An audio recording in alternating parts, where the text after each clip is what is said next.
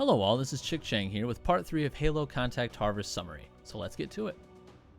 Johnson, Byrne, and their platoons are defending the terminal watching a dropship patrol around the city. Civilians are gathered up outside waiting to get in to be extracted from the planet.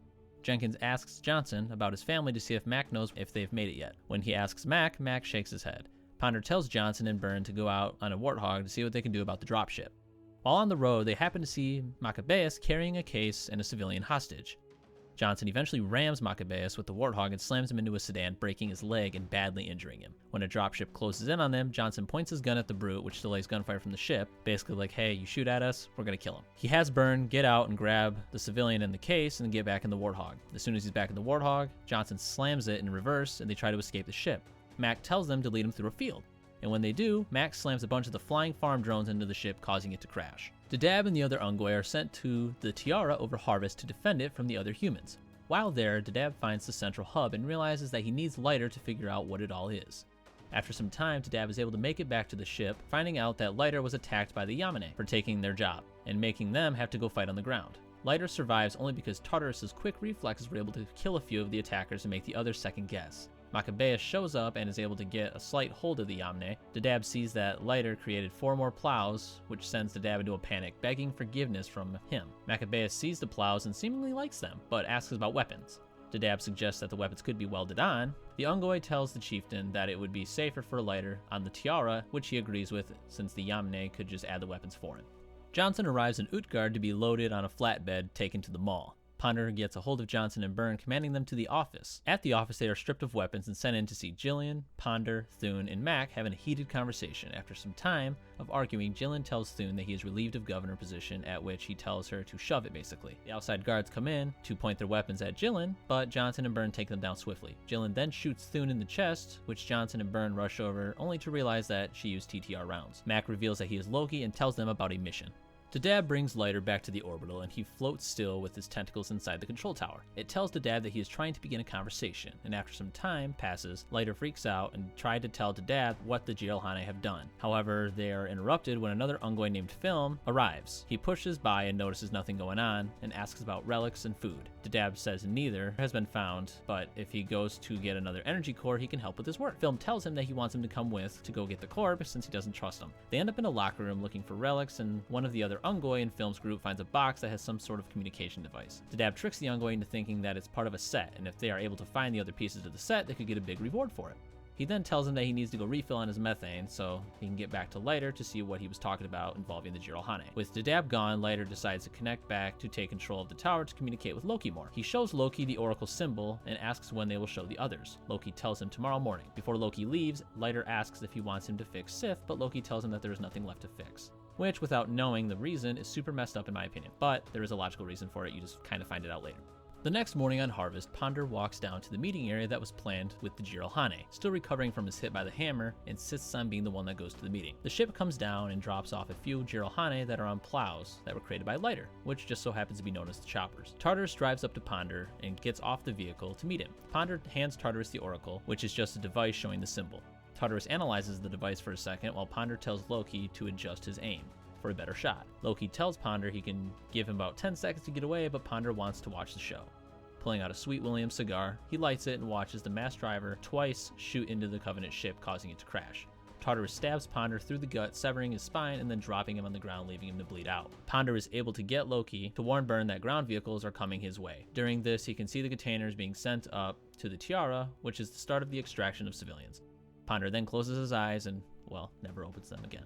Johnson and Jillian are among many of the recruits heading up to the Tiara to eliminate the aliens so the civilians can escape. Some of the containers that are ahead of them are rigged to blow when aliens search them. After landing at the Tiara, Johnson gives an epic speech just before they are all able to charge out of the container and attack the grunts. Meanwhile, Byrne and many other recruits are defending Loki's database while he sends the containers up. Byrne and them are out in the fields expecting air support and didn't want to be sitting ducks. But with Ponder's warning, they're able to get back within the walls and have the high ground, which will be perfect against a ground attack. Byrne, mounting one of the warthog turrets, sees the choppers coming in. Waiting to see what kind of weapons they have, realizes too late that they're just going to charge him.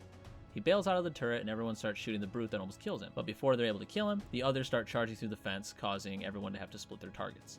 Byrne has to run with a couple other recruits downstairs to the database centers, but one of the recruits doesn't make it through the doorway on time and gets destroyed by the chopper. While down in the basement near Loki, Byrne and the other 2 recruits are shooting at a brute that chased them down. However, before his shields are able to drop, he's able to fire back, killing both of the recruits and injuring Byrne's bicep. Byrne makes it into the room with Loki and shoots at the brute when it tries prying the door open. The brute eventually lobs a nade through the doorway, which doesn't hurt Byrne at all, but severely damages Loki's database. The brute gets in and rams Byrne into the wall, knocking him out, drags him out, and holds him at knife point, trying to get everybody else to surrender. Byrne tries to tell them just to shoot, but his jaw is broken and cannot get the words out clearly. Just then, a bunch of huge Jochin farming machines come charging in, causing all the other brutes to retreat and causing the one near Byrne to freeze, giving him time to roll away while the recruits light him up and kill him. They then get Byrne and head to Utgard. Sif is also repaired by Lighter, just enough to get her to help with the extraction since Loki was damaged. She asks why he is helping, since he's an alien, but he just repeats his name. Sif figures out what it means, just saying that that's who he is. Dadab has everyone set barricades on both sides of the Tiara to hold back the humans. However, he witnesses many Ungoi killed by the aliens. This includes Babap, who was a close pupil to Dadab, knowing he would have been killed too if his methane tank wasn't stuck. Dadab tries to comfort him by telling him that he will take the journey because he was faithful. Dadab passes out because he had to take off his tank to get to Babap. He wakes to see Tartarus with a mask pushed up against his face. He tells Dadab he will live long enough to show him where Lighter is because they had betrayed the Covenant. On their way to Lighter, they are attacked by the humans. Tartarus charges in with his hammer, leaving Dadab by himself. He sees the Yamne trying to pry themselves into the room where Lighter is. Dadab panics and rushes in, but is too late. He sees strands of flesh spread everywhere of Lighter, only a few tentacles connected to the array. Dadab kills all 3 Yamne with the plasma pistol he has, and is sad for his only friend that was killed, which is, yeah, really sad because, you know, Lighter and Dadab, they were pretty chill. He then decides to go after Tartarus. Meanwhile, Johnson and his squad are pushing the aliens back, but see Tartarus come charging in with his hammer. They try to throw an explosive at him, but it detonates late, killing the grunts behind him, but had no real effect on Tartarus. Johnson sees Dadab coming in with his charged pistol, but shoots Tartarus, causing him to retreat with his shield gone. But on the way, he crushes Dadab with his hammer. As Tartarus retreats, Jenkins, who is still blinded by rage of his family dying, chases after him, and Johnson tells him to let him go. But he keeps charging, not seeing the Ungoi that attacks him. Porcel is able to tackle it, but then it bites him on the neck, severing his jugular. They get biofoam in it and keep pressure on it, keeping him alive somehow.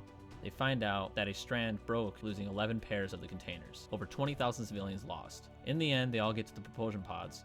Sif tells Loki that they all got away and that he can take the shot to destroy the Tiara. She realizes that she has to be destroyed because the Covenant will be back, and she has information that's vital to the humans and cannot be gathered by the aliens. She tells Loki to tell Mack that she loves him, and that states that without Lighter's help, they wouldn't have been able to escape. Loki agrees, but he says that it also shows possibilities to do harm. Eventually, Loki shoots the Tiara, destroying it, and Sif along with it. In the prologue of the book, it's almost like the ending of a movie at High Charity. Aliens gathered everywhere, and they're all celebrating the new hierarchs, being Truth, Mercy, and Regret, who officially declare the holy war on the humans and repurpose the luminaries for locating them.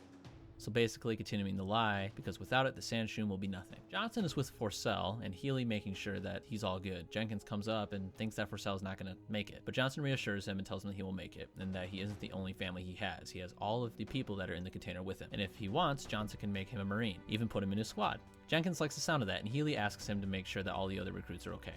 Johnson then goes to Jillian bringing blankets since it's cold as hell in the container. She overlooks the planet and is sad because they only were able to get about 240,000 civilians off. Johnson tells her that it could have been everybody lost and that the plan worked better than he expected. Eventually, after a look of desire from Jillian and her connect for a kiss, which escalates to pretty much a descriptive sex scene. Jillian also tells him that she likes his mustache, which can be the only reason why he has it in the games. After their time together, they make it back to human-occupied space where Johnson recovers and months later is back fighting the Covenant. And that, my friends, is how Halo Contact Harvest ends. It's the story behind Johnson and, well, the actual first contact with the Covenant. Explains why the Covenant want to kill the humans. I hope you all enjoyed these videos, as there will be more to come. Subscribe to know when they upload, and have a great day. Thanks for watching.